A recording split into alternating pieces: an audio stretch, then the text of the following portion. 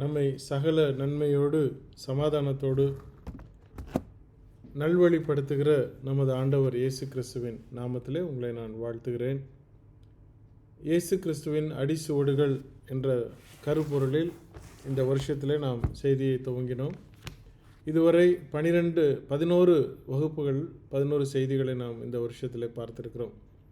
கடந்த வருடத்திலே குடும்பத்தில் கிறிஸ்தவம் என்ற தலைப்பு, ஏறத்தாழ 46 செய்திகள் குடும்பத்தை குறித்து, கணவனை குறித்து, மனைவியை குறித்து, பிள்ளைகளை குறித்து, பெற்றோரை குறித்து, முதலாளியை குறித்து, இப்படி குடும்பத்தை சுற்றி வரக்கூடிய அத்தனை தலைப்புகளையும் நாம் கடந்த வருஷத்தில் பார்த்திருக்கிறோம்.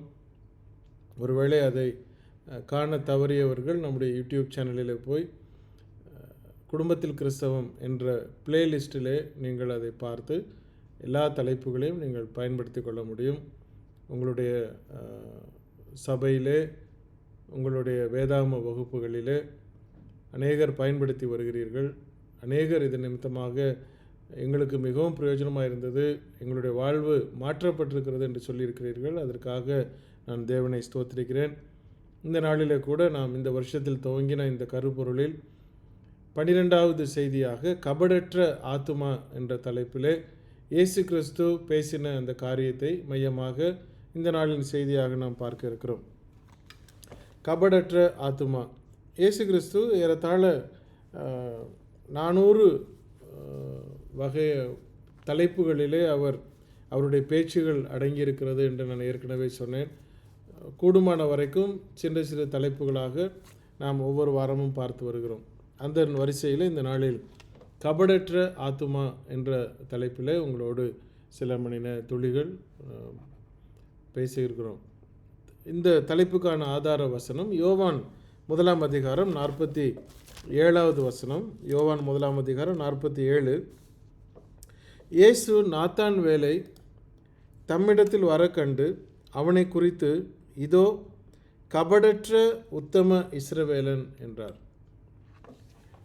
நாத்தான்வேல் என்கிற ஒரு மனிதர் அந்த பக்கமாக வருகிறார்.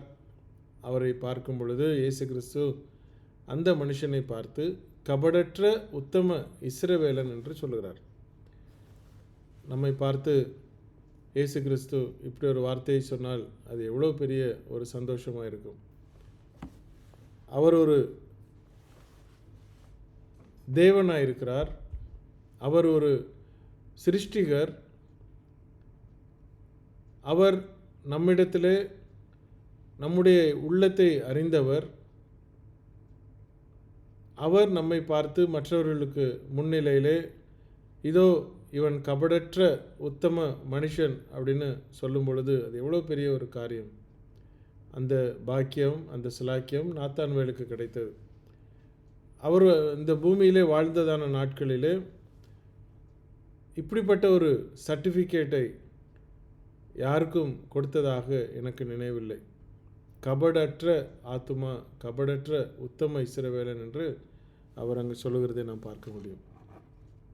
இப்போ இதை நம்முடைய வாழ்விலே இதை ஒப்பிட்டு எவ்வாறாக இயேசு கிறிஸ்து இந்த வார்த்தையை சொன்னார், அதற்கு நாம் எப்படி செயலாற்றுகிறோம், நம்முடைய செயல்பாடு இதற்கு என்ன என்பதை நாம் கவனிக்க வேண்டும். கபடு என்று சொல்லும் பொழுது அது வஞ்சகத்தை குறிக்கிறது. கபடம் என்றால் வஞ்சகம். அதாவது சொல்வது ஒன்று, செய்வது ஒன்று, நினைப்பது ஒன்று, ஆனால் சொல்வது வேறொன்று. நமக்கு வேண்டிய ஆதாயத்திற்கு ஏற்றாற் போல மற்றவர்கள் நம் வலையிலே விழ வைப்பது கபடம், அது வஞ்சகம். ஏமாற்றுவது, அந்த மேஜிக் ஷோ அப்படின்னு காட்டுவாங்க இல்லையா, தொப்பியிலிருந்து பூவை எடுத்து வெளியே காட்டுவார்கள். திரும்பவும் அதே தொப்பியை எடுத்து வெளியே ஒரு முயல் குட்டி அதே தொப்பியிலிருந்து வெளியே வரும். அந்த தொப்பியிலே ஒன்றுமே இல்லை என்று சொல்லி வெளியே மற்றவர்களிடத்தில் காட்டிவிட்டு அதிலிருந்து தான் இந்த பூவை போட்டு முயல் குட்டியை வெளியே எடுப்பார்கள், அது புறாவை எடுப்பார்கள். இது ஏமாற்று வேலை. அதை தந்திரமாக நம்மை மறைத்து, நம்முடைய கண்களுக்கு அதை மறைக்கப்பட்டு நம்மை ஆச்சரியப்படுத்தும் வகையிலே அதை எடுத்து செய்வது. இப்போ கபடம் என்று வரும் பொழுது ஒரு மனுஷனுடைய வாழ்விலே கபடம், வஞ்சகம் என்ற ஒரு காரியத்தை கடைபிடிப்பது என்று சொன்னால் அவன் தண்டனைக்கு உரியவன். தேவனுடைய ராஜ்யத்திலே அவன் நிச்சயமாக தண்டனைக்கு உரியவன்.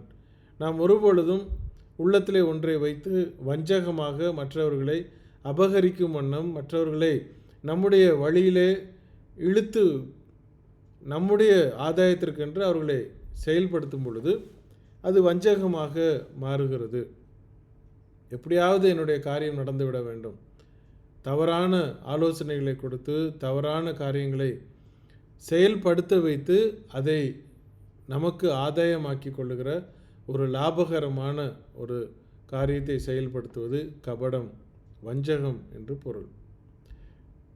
இயேசு கிறிஸ்து நாத்தான்வேலை பார்த்து சொன்னார், இவன் உள்ளதை உள்ளபடியே சொல்லுகிறவன், அப்படியே செயல்படுத்துகிறவன், தன்னுடைய உள்ளத்தை அப்படியே வெளிப்படுத்துகிறவன், வெகுளியாய் சொல்லக்கூடிய அனைத்தையும் அப்படியே செயல்படுத்துகிறவன் என்று உத்தமமான ஒரு இருதயம் படைத்த அந்த மனுஷனை பார்த்து இயேசு கிறிஸ்து அந்த தீமையிலிருந்து, அப்பேற்பட்ட ஒரு தீமை செய்கிற ஆள் அல்ல இவன் ஒரு உத்தமமான கபடற்ற இஸ்ரவேலன் என்று விவரிக்கிறார்.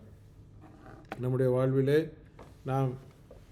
நம்மை பார்த்து நம்முடைய நண்பர்கள், நம்முடைய அப்பா அம்மா சொல்லுவாங்க, ஆனால் நம்முடைய நண்பர்கள் சொல்லுவார்களா, இவனுடைய இருதயம் வெள்ளை, இவன் சொல்வதெல்லாம் கரெக்டாக தான் சொல்லுவான், மனசில் ஒன்று வைத்து கொண்டு சுற்றி வளைத்து வேறொரு காரியத்தை சொல்லி தனக்கு ஆதாயமாக்கி கொள்ள மாட்டான் என்று நம்முடைய நண்பர்கள் சொல்ல முடியுமா? அதுதான் அந்த வெளிப்படைத்தன்மை. இருதயத்தில் என்ன இருக்குது அந்த வாய் பேச வேண்டும். இருதயத்திலே உள்ளதை மறைத்து வைத்து தன்னுடைய ஆதாயத்திற்காக மற்றவர்களை வேறொரு வழியிலே கொண்டு வந்து நமக்கு ஆதாயப்படுத்துவது தவறான ஒரு செயல். இதில் நீங்கள் கவனிக்கணும், இயேசு கிறிஸ்து நாத்தான்வேலை பார்த்து பாவமற்றவன் என்று சொல்லவில்லை. பாவமற்றவன் என்று சொல்லவில்லை. ஏன்னால் அந்த நாத்தான்வேலும் ரட்சிக்கப்பட வேண்டியிருந்தது, அவனும் ரட்சிப்புக்குள்ளாக வர வேண்டியிருந்தது. அப்போது அவனை பாவமற்றவன் என்று அவர் சொல்லவில்லை. ஆனால் குற்றமற்றவன், தன் வாக்குமூலத்திலே சுதந்திரமாகவும் முழுமையுடனும் தன்னை அறிந்தவனாகவும் எந்த தந்திரங்களாலும் அல்லது வெளித்தோற்ற காட்சிகளாலும் தன்னை பாதுகாத்து கொண்டவனாகவும் இருக்கிறான் என்பது அந்த பொருள். அவன் பாவமற்றவன் என்று சொல்லவில்லை, ஆனால் தன்னை அறிந்தவன், சொல்வதை வெளிப்படையாக பேசுகிறவன், தான் யார் என்று அவனுக்கு தெரியும். தந்திரசாலி அல்ல, தந்திரமான வார்த்தைகளை சொல்வதல்ல. நம்ம எந்த வகையிலும் சொந்த ஆதாயத்திற்காக மற்றவர்களை நம்முடைய வழிக்கு பயன்படுத்துவது தவறு, வஞ்சகம் என்று நாம் பார்க்கிறோம். ஒரு சம்பவத்தை நம்ம போன வாரமும் முந்தின வாரமும் நான் அதை குறித்து பேசியிருந்தேன். பரிசேயனும் ஆயக்காரனும் அந்த சம்பவத்திலே உள்ளுக்குள்ளே நின்று வானத்தை அண்ணாந்து பார்த்து ஒரு பரிசேயன் சொன்னான், நான் அவனை போல இல்லை, இவனை போல இல்லை, நான் இதை செய்கிறேன் அதை செய்கிறேன், நான் மற்ற மனிதர்களை போல இல்லை, அதுக்காக நான் நன்றி கூறுகிறேன் அப்படின்னா, அதுக்காக நான் உண்மை ஸ்தோத்திரிக்கிறேன், அவனை மாதிரி இல்லை, நான் அதுக்காக நான் நன்றி, அவன் பாரு எய்த்த வீட்டில் எவ்வளோ கஷ்டப்படுறான், அவனை மாதிரி நீங்கள் என்னை வைக்கல, அதுக்காக நன்றி, இந்த எங்கள் வீட்டில் அப்படி தான் இருக்கு, அவன் அறிவே இல்லை, அவனுக்கு புத்தி, ஆனால் எனக்கு நல்ல புத்தி கொடுத்துருக்குறீங்க, அதுக்காக எனக்கு நன்றி. நிறைய பேர் அந்த மாதிரி தெரிந்து ஜபத்திலே சொல்லுவாங்க, ஐயோ அவெல்லாம் இப்படி இருந்தான், ஏன்னா எப்படி தேவனை வச்சிருக்கிறார், அதனால் நான் அவருக்கு நன்றி சொல்கிறேன். அதைத்தான் இந்த பரிசேயன் செய்தான். தேவனே, நான் மற்ற மனிதர்களைப் போல இல்லை என்பதற்காக உம்மை ஸ்தோத்திரிக்கிறேன் அப்படிங்கிறான். அவனைப் போல இல்லாதவனால வெளியே அந்த மார்பில் தட்டிக்கிட்டு நிற்கிறானே, கஷ்டப்பட்டுட்டு நிற்கிறானே, அவனை மாதிரி இல்லாமல் என்னை வச்சிருக்கிறீரே, என்னை உயர்த்தி வச்சிருக்கிறீர், என்னை சந்தோஷமாய் வைத்திருக்கிறீர், அதனால் நான் உம்மை ஸ்தோத்திரிக்கிறேன் அப்படின்னு சொன்ன பொழுது அவனிடத்தில் என்ன இருந்தது? வஞ்சனை இருந்தது, கபடம் இருந்தது, மேன்மை, தன்னுடைய இருதயத்தில் மேன்மையாக இருக்கிறேன் என்ற ஒரு எண்ணம் அவனுடைய இருதயத்தில் இருந்தது. ஒரு நேர்மையோ திறந்த பார்வையோ பேச்சிலே ஒரு எளிமையோ தேவன் மற்றும் மனிதர்களுக்கு முன்பாக தன்னை தாழ்த்துவது, அப்படிப்பட்ட எந்த எண்ணமும் இல்லை என்றால் அது வஞ்சகம் உள்ளதுன்னு என்ற அர்த்தம். நேர்மையும் ஓப்பன் ஸ்பீச், இருதயத்தில் உள்ளதை அப்படியே கொட்டி விடுவது, மனதிலே ஒன்று வைத்து வாயிலே ஒன்று பேசுவதல்ல. கர்வமான பேச்சு அல்ல. நம்முடைய இருதயத்தில் மேட்டிமையை வைத்துக்கொண்டு மற்றவர்களை இழிவாக நினைப்பதல்ல. தான் உயர்ந்தவன், மற்றவன் எல்லாம் அறிவில்லாதவன், அவனுக்கு ஒன்றுமே தெரியாது, அவனுக்கு என்ன தெரியும், நான் தான் படித்திருக்கிறேன், எனக்கு எல்லாம் தெரியும், மற்ற அத்தனை பேரும் முட்டாள் என்று நினைக்கக்கூடிய ஒரு சுபாவத்திலிருந்து மீண்டு வர வேண்டும். அதை வேதாமம் கண்டிக்கிறது.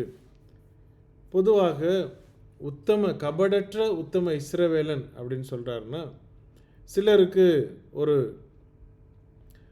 சந்தேகம் வந்தது, இந்த நாத்தான்வேல் பரிசேயனாக இருப்பானோ என்று சொல்லி. நிச்சயமாக நாத்தான்வேல் பரிசேயன் என்று வேதாமம் சொல்லவே இல்லை. பரிசேயன் என்று அடையாளப்படுத்தப்படவே இல்லை இந்த நாத்தான்வேல்.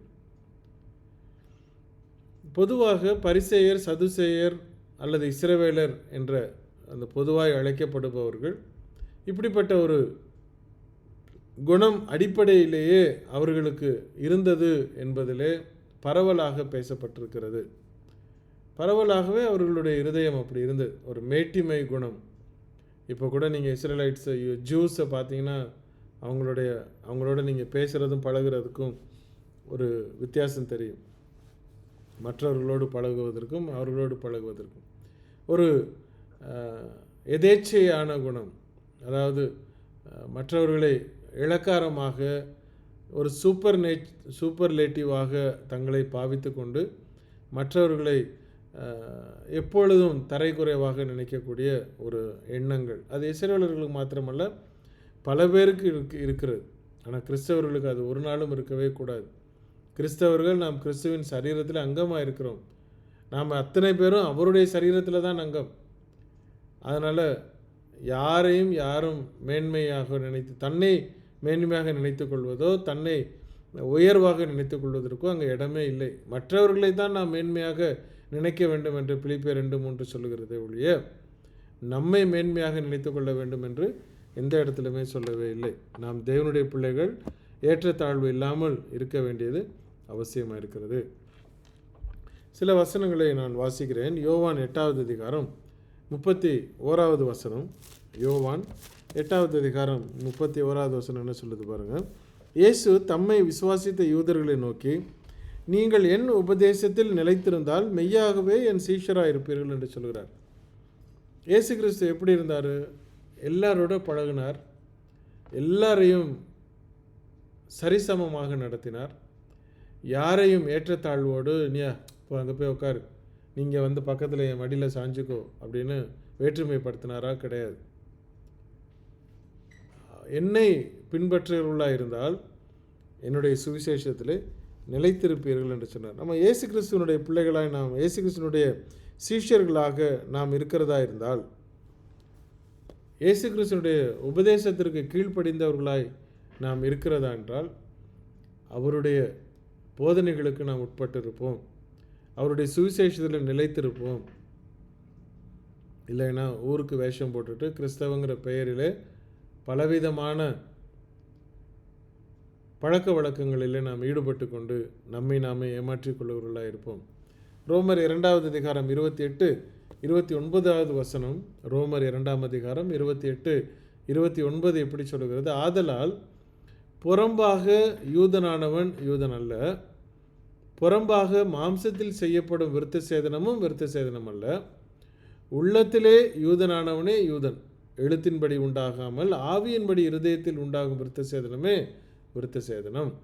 இப்படிப்பட்டவனுக்குரிய புகழ்ச்சி மனுஷராலே அல்ல, தேவனாலே உண்டாயிருக்கிறது என்று சொல்கிறார்.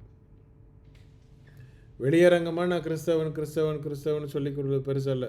ஒரு பெரிய சிலுவை இருதயத்தில் வெளியே தொங்க விட்டுக்கிறது பெருசல்ல. பெரிய ஒரு சிலுவையை மாட்டிக்கிட்டு அதையும் தாண்டினா வருஷத்துக்கு ஒரு தடவை தோளில் வச்சு தூக்கிட்டு போகிறது ஒன்றும் பிரயோஜனம் கிடையாது. புறம்பாக கிறிஸ்தவன் என்று தன்னை சொல்லிக் கொள்கிறவர்களிடத்திலே எந்த காரியமும் இல்லை. அவர்கள் இருதயத்திலே கிறிஸ்தவனாக இருக்கிறார்களா? மற்றவர்களுக்கு, உலகத்தாருக்கு, சகோதர சகோதரிகளுக்கு, நம்முடைய சபை மக்களுக்கு, மற்ற ஜனங்களுக்கு மத்தியிலே செயல்பாட்டு நிமித்தம் கிறிஸ்தவன் என்று அழைக்கப்பட முடியுமா? அதை மற்றவர்கள் நமக்கு சாட்சியாக நம்மை பார்த்து இவன் கபடற்ற உத்தம மனுஷன் என்று சொல்ல முடியுமா? அது தேவனாலே அந்த புகழ்ச்சி வருகிறது.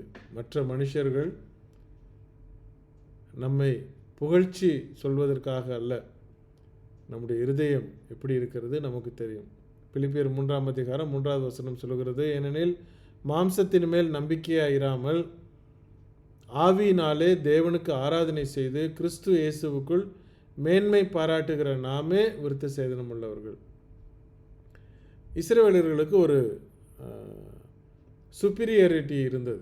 என்னென்றால், நாங்கள் விருத்த சேதனம் உள்ளவர்கள், நாங்கள் தேவனுடைய பிள்ளைகள், நாங்கள் ஆபிரகாமின் பிள்ளைகள், அந்த வம்சத்தில் வந்தவர்கள், நீங்களாம் புறஜாதியினர் அப்படின்னு அவங்களுக்கு ஒரு சூப்பர்லேட்டிவ் தாட்ஸ் இருந்தது. ஆனால் பவுல் அதை தெளிவாக சொல்கிறார். நீ சரீரத்தில் வெட்டி கொண்டால் அது உனக்கு மேன்மை அல்ல. உன்னுடைய இருதயம் உனக்கு வெட்டப்பட்டிருக்க வேண்டும். இருதயத்திலே உன்னுடைய மாறுதல் இருக்க வேண்டும். நான் தேவனுடைய பிள்ளை என்பது என்னுடைய இருதயம் எனக்கு சொல்ல வேண்டும். வெளியரங்கமாக செய்கிற அத்தனை அட்டூழியங்களையும் செய்துவிட்டு வெளியரங்கமாக வேஷம் போட்டுக்கொண்டு பிரைஸ் லார்ட் அப்படின்னு சொல்லி ஊரை ஏமாற்றிக்கிட்டு இருக்கிறது அல்ல. உன்னுடைய இருதயம் கிறிஸ்தவனாக இருக்கிறதா?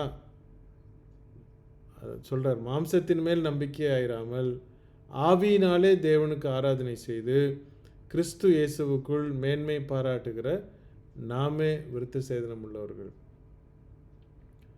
நம்முடைய செயல்பாடு எப்படி இருக்குது?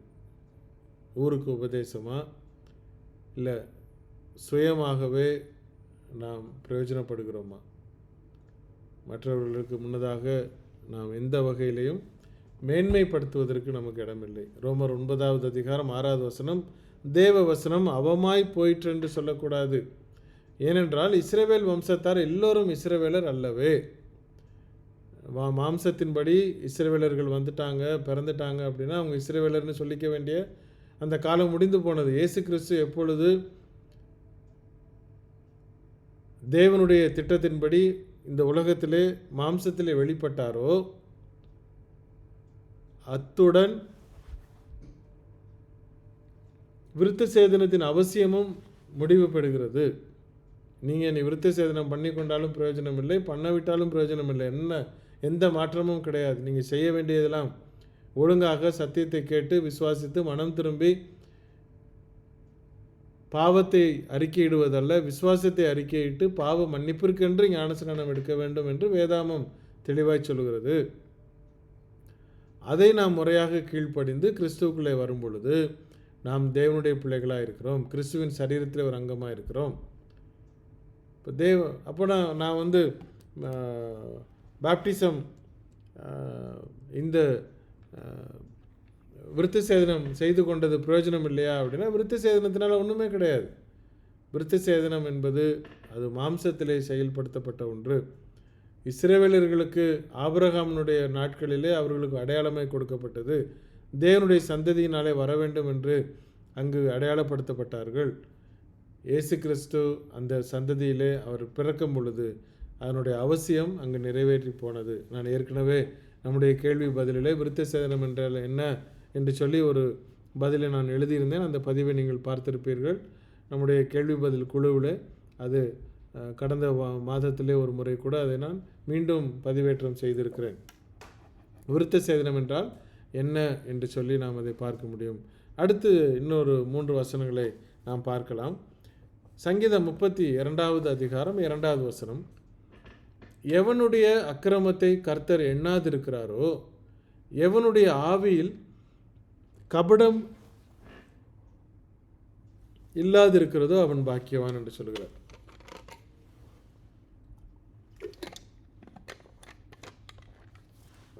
எவனுடைய அக்கிரமத்தை கர்த்தர் எண்ணாதிருக்கிறாரோ, நம்முடைய அக்கிரமத்தை தேவன் எண்ணாது இருக்கிறார் என்று சொன்னால் என்ன அர்த்தம்?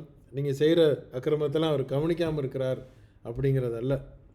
உங்களுடைய அக்கிரமங்கள் மன்னிக்கப்பட்டிருக்கிறது, உங்களுடைய பாவங்கள் மன்னிக்கப்பட்டிருக்கிறது. அதை தேவன் கணக்கில் வைத்து கொள்ளக்கூடாத அளவிற்கு அது மன்னிக்கப்பட்டு போனது. அதை தான் அவர் சொல்கிறார். எவனுடைய அக்கிரமத்தை கர்த்தர் எண்ணாது இருக்கிறாரோ, எவனுடைய ஆவியில் கபடம் இல்லாது இருக்கிறதோ என்று அவர் சங்கீதக்காரன் சொல்வதை நாம் பார்க்க முடியும். அப்போது தேவனுடைய சன்னிதானத்தில் நிற்கும் பொழுது நான் குற்றமற்றவனாய், ரட்சிப்பு உள்ளவனாய், அவருடைய பிள்ளையாய், என்னுடைய அக்கிரமங்களெல்லாம் மன்னிக்கப்பட்டவனாக அவருக்கு முன்னதாக நான் நிற்கும் பொழுது சந்தோஷமாய், நான் எந்த சந்தேகமும் இல்லாமல் நான் பரலோகத்திற்கு உள்ளே பிரவேசிக்க நான் தகுதி பெறுகிறேன், கிருபை பெறுகிறேன். ஆனால் முறையாக சரியான வழியிலே சத்தியத்தை அறியாமல் நாம் எதையாவது செய்து நான் சரியானவன் என்று நம்மை நாமே நினைத்து கொண்டிருந்தோம் என்று சொன்னால், நியாயத்தீர்ப்பு வரும் பொழுது வேதாமத்தை ஒப்பிட்டு பார்க்கும் பொழுது, ஏன்னா இயேசு கிறிஸ்து மிக தெளிவாய் சொல்கிறார், என் வசனமே நியாயம் தீர்க்கும் என்று சொல்கிறார். அப்போ வசனத்தில் என்ன இருக்கிறதோ அதன்படி நாம் செயல்பட்டிருக்கிறோமா இல்லையா, அவ்வளோதான் கேள்வி. வசனத்தின்படி நான் செயல்பட்டிருந்தால் நான் தகுதி உள்ளவனாய் கிருபை பெறுவதற்கு, பரலோகத்திற்கு உள்ளே செல்வதற்கு எனக்கு அந்த வாய்ப்பை நான் பெற்றுக்கொள்கிறேன். இல்லை என்று சொன்னால் நான் வசனத்தின்படி என்னை மாற்றி அமைத்து கொள்ள வேண்டியது அவசியமாக இருக்கிறது. நேரத்தை நாம் வீணடித்து கடைசி அங்கே போனதுக்கப்புறம் திரும்ப ரிட்டர்ன் வந்து ஒன்றும் செய்து கொள்ள முடியாது. இப்போ வாழ்வு இருக்கும் பொழுதே, வாழ்ந்து கொண்டு இருக்கும் பொழுதே, சத்தியம் தெரிந்து கொண்டு இருக்கும் பொழுதே வசனம் என்ன சொல்லுகிறது, நான் எப்படிப்பட்டவன் என்பதை, எப்படியாக நான் கீழ்ப்படிந்திருக்கிறேன், எதை பின்பற்றுகிறேன் என்பதை நாம் ஒப்பிட்டு பார்த்து கொண்டோம் என்று சொன்னால் நம்முடைய வாழ்வை கொண்டு போவதற்கு, ஆசீர்வதிப்பதற்கு அது அவருடைய பொறுப்பு. அவர் அதை பார்த்து கொள்கிறார். சங்கீதம் 73:1, சுத்த இருதயம் உள்ளவர்களாகிய இஸ்ரவேலர்களுக்கு தேவன் நல்லவராகவே இருக்கிறார் என்று சொல்கிறார். சுத்த இருதயம் நம்மிலே நாம் எப்படி செயல்பட்டு கொண்டிருக்கிறோம்? கபடத்தோடு, வஞ்சகத்தோடு, மற்றவர்களை எப்படியாவது கவிழ்த்து போட்டு விட வேண்டும் என்றோ, எப்படியாவது தனக்கு ஆதாயம் வந்தால் போதும், அவன் நாசமாய் போனால் எப்படி, நமக்கு என்ன, இப்பொழுது கலிகாலம் என்று ஏதாவது பேசிக்கொண்டு நம்மை நாமே ஆதாய தொழிலாக நடத்தி கொண்டிருக்கிறோம் என்று சொன்னால் நம்முடைய இருதயம் கருக்கானதாக இருக்கிறது, நம்முடைய இருதயம் திருக்குள்ளதாக இருக்கிறது, நம்முடைய இருதயம் கபடு நிறைந்ததாக இருக்கிறது, வஞ்சகம் நிறைந்ததாக இருக்கிறது. சொல்கிறார் சங்கீதம், சுத்த இருதயம் உள்ளவர்களுக்கு தேவன் நல்லவராக இருக்கிறார். அப்படின்னா நீங்கள் இருதயம் தெளிவாக இருந்து, உள்ளதையெல்லாம் நீங்கள் பேசுகிறவர்களாக இருந்து, உண்மையை பேசுகிறவர்களாக இருந்து, சத்தியத்திற்கு கீழ்ப்படியவர்களாக இருந்து, அவருடைய வார்த்தையின்படி இருந்து தேவனுடைய பிள்ளைகளாக இருக்கும் பொழுது